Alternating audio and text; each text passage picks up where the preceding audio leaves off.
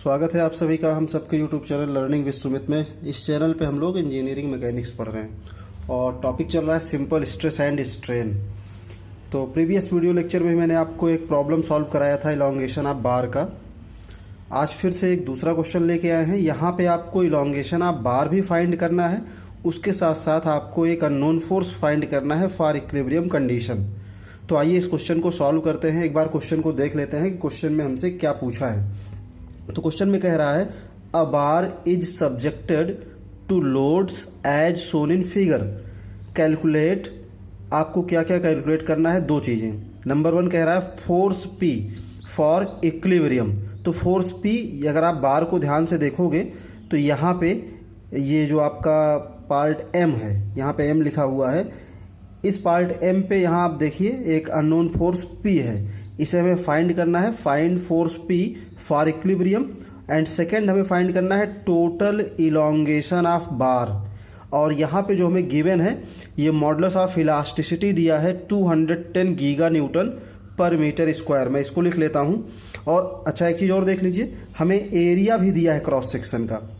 यहाँ पे cross sectional area direct दिया हुआ है, यूनिट से आप पहचानिए। तो यहाँ फर्स्ट पार्ट में लिखा हुआ है 600 mm स्क्वायर, यानी ये क्रॉस सेक्शनल एरिया है फर्स्ट पार्ट का। सेकेंड पार्ट में लिखा हुआ है 2400 mm स्क्वायर, तो ये क्रॉस सेक्शनल एरिया है सेकेंड पार्ट का।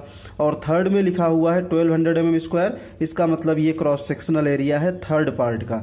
डिफरेंट लोड्स और इनकी लेंथ भी गिवन है। फर्स्ट पार्ट की जो हमें लेंथ गिवन है 1000 mm है, तो लेंथ हमें mm में दिया है। अगर हम इसको मीटर में चेंज करें तो ये हो जाएगा हमारा कितना, 1 मीटर। इसी तरीके से सेकेंड पार्ट भी 1000 mm है, इसको भी अगर मीटर में चेंज करेंगे तो 1 मीटर हो जाए, क्योंकि आप जानते हो 1 मीटर में 1000 mm। और थर्ड पार्ट की लेंथ जो 600 mm है, इसको भी मीटर में चेंज कर लेंगे तो ये हो जाएगा 0.6 मीटर। 1000 से सबको डिवाइड कर दो तो जो mm में लेंथ गिवन है ये मीटर में आ जाएगा। और जो एरिया हमें mm स्क्वायर में दिया है, इसको मैंने यहाँ पे पहले से ही मीटर स्क्वायर में चेंज किया हुआ है। तो हमें जो फर्स्ट पार्ट का एरिया यानी A1 है वो 600 mm स्क्वायर है, तो मैंने क्या किया 600 इंटू 10⁻⁻6 कर दिया। तो जो mm स्क्वायर था ये चेंज हो जाएगा मीटर स्क्वायर में। आप जानते हो 1 मीटर को अगर mm में चेंज करना होता है तो 1000 से मल्टीप्लाई करते हैं। तो 1 mm को अगर हम मीटर में चेंज करेंगे तो 10⁻³ मीटर होगा। तो यहाँ पे क्या है, यहाँ mm स्क्वायर है, तो 10⁻³ का जब स्क्वायर कर देते हैं तो 10⁻6 आ जाता है। तो इस तरह से 600 mm square equal to 600 into 10⁻6 metre square हो जाएगा। 2400 mm square equal to 2400 into 10⁻6 metre square हो जाएगा। और 1200 mm square is equal to 1200 into 10⁻6 metre square. तो इस तरह से A1, A2 और A3 को चेंज कर लिया गया मीटर स्क्वायर में, जो हमें mm स्क्वायर में दिया गया था। मैं यहाँ फार्मूला फिर भी लिख दे रहा हूँ कि फार्मूला क्या यूज किया है मैंने। तो आप जानते हो कि 1 mm इक्वल टू होता है 10⁻³ मीटर। तो 1 mm स्क्वायर अगर हमारा होगा, 1 mm स्क्वायर है तो ये हो जाएगा 10⁻6 मीटर स्क्वायर। तो 600 को इसी फार्मूले से यूज करके A1, A2, A3 मैंने चेंज किया है। तो अब इसके बाद जो मॉडुलस ऑफ इलास्टिसिटी है ये हमें गिवन है। मॉडुलस ऑफ इलास्टिसिटी जो गिवन है ये दिया हुआ है 200 गीगा न्यूटन पर मीटर स्क्वायर। गीगा न्यूटन पर मीटर स्क्वायर। तो हम इस गीगा न्यूटन को अगर किलो न्यूटन में चेंज करेंगे तो ये हो जाएगा 200 इंटू 10⁻6 किलो न्यूटन पर मीटर स्क्वायर। क्यों हो जाएगा? क्योंकि आप जानते हो गीगा न्यूटन का मतलब होता है 10⁹ न्यूटन। गीगा न्यूटन का मतलब 1 गीगा न्यूटन में कितने न्यूटन होते हैं? 10⁹। तो हमने न्यूटन में ना चेंज करके इसको किलो न्यूटन में चेंज किया है, तो ये कितना हो जाएगा 10⁶ किलो न्यूटन पर मीटर स्क्वायर।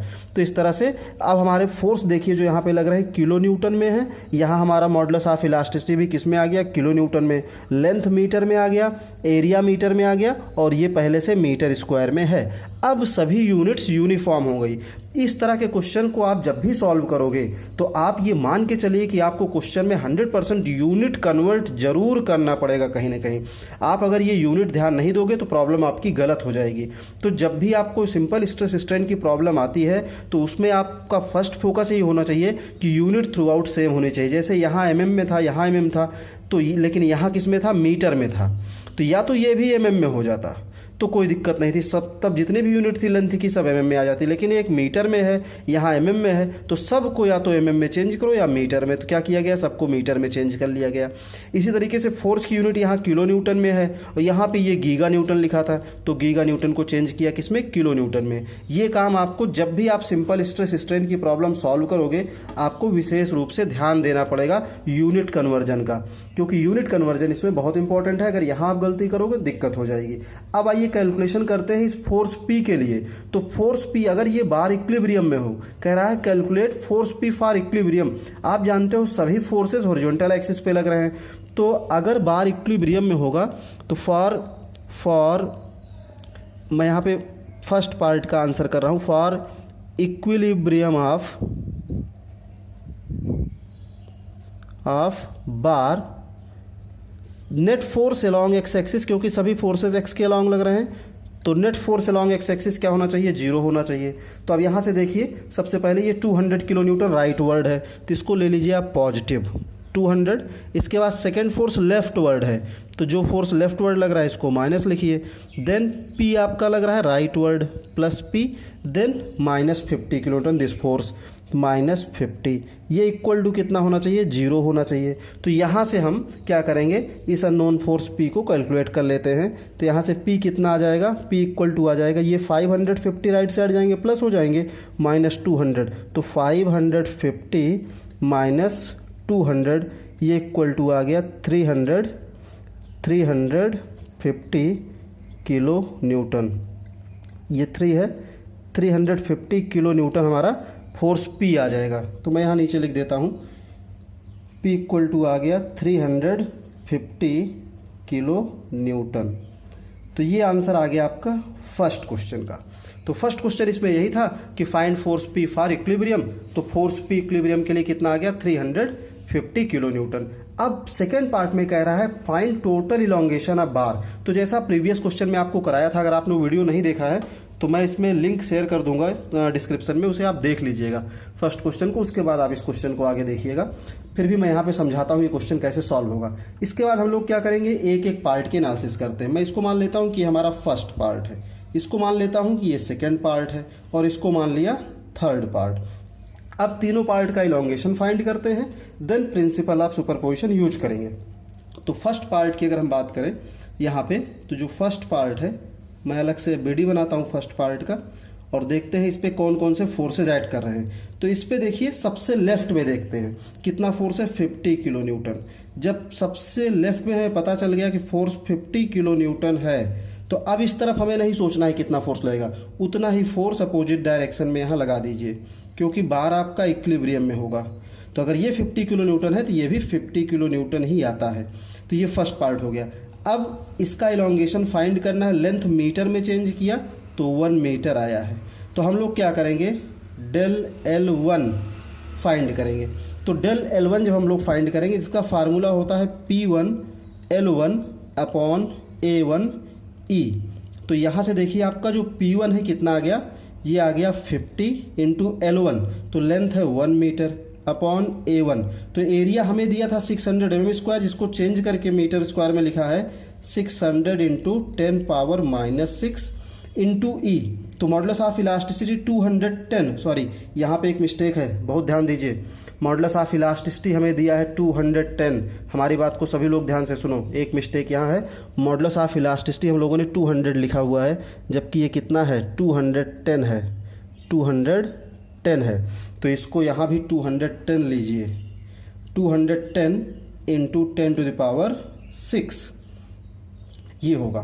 तो मॉडुलस ऑफ इलास्टिसिटी हमारा कितना होगा, 210 इंटू 10⁻6 होगा, क्योंकि क्वेश्चन में 210 दिया हुआ है। तो यहाँ से डेल L1 हमें मिल जाएगा। तो इसको कैलकुलेट कर लेते हैं। इसको कैलकुलेट करेंगे तो ये आ जाएगा 3.996 इंटू 10⁻⁻4 मीटर।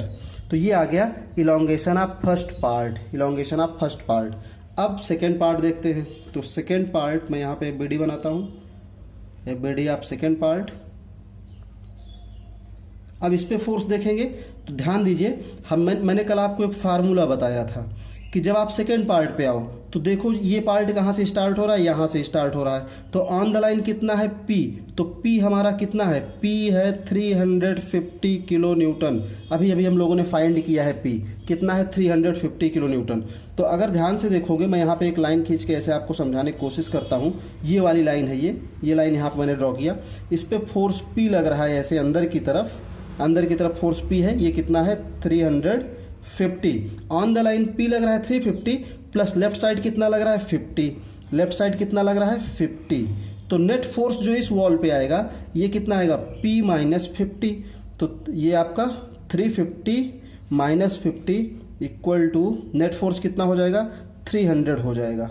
और ये जो फोर्स ज़्यादा है, कौन सा फोर्स, 350 ज़्यादा है, तो जो रिजल्टेंट फोर्स आएगा उसी डायरेक्शन में आएगा। तो इस पे आ गया 300 किलो न्यूटन। कितना आ गया, 300 किलो न्यूटन। तो 300 किलो न्यूटन का फोर्स जब इस तरफ आया तो उतना ही फोर्स क्या करिए, अपोजिट डायरेक्शन में आप लगा दीजिए। अपोजिट डायरेक्शन में उतना ही फोर्स लगा देते हैं। इस तरफ कैलकुलेशन करने की ज़रूरत नहीं पड़ती, केवल आपको एक तरफ, या तो आप इस तरफ कैलकुलेशन करो या तो इस तरफ कैलकुलेशन करो। तो हम लोग लेफ्ट से चल रहे हैं तो लेफ्ट से कैलकुलेशन किया। तो इस पर कितना है, on the line 350 plus left side कितना है 50, दोनों अपोजिट डायरेक्शन में है। तो रिजल्टेंट फोर्स कितना आ गया, 350 माइनस 50, जो ज़्यादा है उसी डायरेक्शन में लगेगा। तो 300 किलो न्यूटन फोर्स आ गया। तो अब फाइंड करेंगे डेल L2। तो इसका फार्मूला हो जाएगा P2 L2 upon A2E, P2 L2 upon A2E। तो ये हो जाएगा P2 कितना है, ये है 300 इंटू L2। तो इसका भी लेंथ कितना है, 1 मीटर है। इसका भी लेंथ कितना है, 1 मीटर। तो into 1 upon A2, 2400 mm square था, मीटर में चेंज किया, इंटू माइनस 6। और E जो है ये है 210 इंटू 10⁻6। तो यहाँ से डेल L2 मिल जाएगा। डेल L2 हमारा आ गया। इसको कैलकुलेट कर लेते हैं कैलसी से, 10⁻6 कैंसिल हो जाएंगे। 300 को डिवाइड कर देते हैं 2400 इंटू 210 से, तो ये आ गया 5.95 इंटू 10⁻⁻4 मीटर। ये आ गया डेल L2। अब आइए कैलकुलेशन करते हैं डेल L3 के लिए। तो डेल L3 के लिए जब कैलकुलेशन करेंगे, 1 मिनट आपको ये दिखना चाहिए। तो डेल L3 के लिए थर्ड पार्ट देखते हैं। तो FBD बनाते हैं थर्ड पार्ट का। थर्ड पार्ट हमारा सबसे छोटा है, इसकी जो लेंथ है मीटर में चेंज करने के बाद ये है 0.6 मीटर। अब थर्ड पार्ट जो है, या तो आप इसको on the line plus left side के फार्मूले से 500 माइनस 350 प्लस 50 करो तो नेट फोर्स आपका निकल आएगा, या फिर आप सीधे सीधे इसमें क्या करो, जो लास्ट पार्ट है, लास्ट पार्ट में आप यहाँ पे देख लो कितना फोर्स है, 200 किलो न्यूटन। लास्ट पार्ट में सबसे लास्ट वाली लाइन पे देख लो 200 किलो न्यूटन। तो अगर ये 200 किलो न्यूटन यहाँ पे है तो उतना ही इस तरफ अपोजिट डायरेक्शन में लगा दो। कल भी मैंने आपको क्रॉस चेक करके दिखाया था कि उतना ही फोर्स आएगा। अगर आप चेक करना चाहते हो तो आप देखो 500 प्लस 50, दोनों लेफ्ट वर्ड है, 550 माइनस 350, तो कितना आ जाएगा, 200 ही आएगा। लेफ्ट वर्ड ज़्यादा फोर्स है तो रिजल्टेंट लेफ्ट वर्ड की तरफ होगा। तो इस तरह से आपको अगर ये दिया हुआ है तो उतना ही इस तरह आपका आएगा, यहाँ पे आपको कैलकुलेट करने की ज़रूरत नहीं पड़ती है। तो अब डेल L3 फाइंड कर लेते हैं। Formula is P3 L3 upon A3E। तो यहाँ से आपका P3 कितना है 200 और L3 कितना है 0.6 अपॉन एरिया है 1200। तो 1200 इंटू 10⁻⁻6 इंटू 210 इंटू 10⁻+6। इसको कैलकुलेट कर लेते हैं। तो यहाँ से हमें थर्ड पार्ट का इलॉन्गेशन मिल जाएगा। ये आ जाएगा हमारा 4.76 इंटू 10⁻⁻4 मीटर। तो इस तरह से हम लोगों ने क्या किया, तीनों पार्ट का निकाल लिया। अब ये देखना है कि कौन कौन से फोर्स ऐसे हैं या कौन कौन से ऐसे पार्ट हैं जो इस बार को इलॉन्गेट करेंगे, और कौन कौन से पार्ट ऐसे हैं जो इस बार को रिड्यूस करेंगे जिसकी लेंथ को। तो फर्स्ट पार्ट देखिए, ये टेंसाइल है। फर्स्ट पार्ट कैसा है, टेंसाइल है, यानी यहाँ लेंथ बढ़ेगी। सेकेंड पार्ट देखिए, यहाँ 300 किलो न्यूटन कंप्रेस कर रहा है, दबा रहा है फोर्स, तो दबाएगा तो यहाँ लेंथ क्या होगी, रिड्यूस होगी। फिर थर्ड पार्ट देखिए, यहाँ पे लेंथ आपका टेंसाइल है, यानी खींच रहा है, लेंथ बढ़ेगी। तो अब हम लोग कह सकते हैं कि यहाँ पे जो प्रिंसिपल आप सुपरपोजिशन लगाएंगे, according to that total elongation of bar, that is delta L of bar is equal to the algebraic sum of is equal to the algebraic sum of elongation of each part. तो algebraic sum का मतलब with direction देखेंगे, ये tensile है तो plus होगा del L1। Second हमारा compressive है तो ये माइनस हो जाएगा, ये लेंथ को कम करेगा। थर्ड हमारा टेंसाइल है, ये लेंथ को इंक्रीज करेगा। तो del L1 minus del L2 plus del L3, यहां से हम लोग प्रिंसिपल ऑफ सुपरपोजिशन लगा के इलोंगेशन ऑफ बार फाइंड कर लेते हैं। तो डेल L1 हमारा कितना है 3.96 इंटू 10⁴। डेल L2 है minus 5.95 into 10⁴। Then del L3 is positive, that is tensile 4.76 into 10⁴। अब यहां से इनको कैलकुलेट कर लेंगे तो हमें मिल जाएगा ये आ जाएगा 2.77 इंटू 10⁻⁴ मीटर। ऐसा इसलिए क्योंकि 10⁴ तीनों में कॉमन हो गया, ये दोनों ऐड हो जाएंगे, ये सब्ट्रैक्ट हो जाएगा, तो ये मीटर में इलोंगेशन आ गया।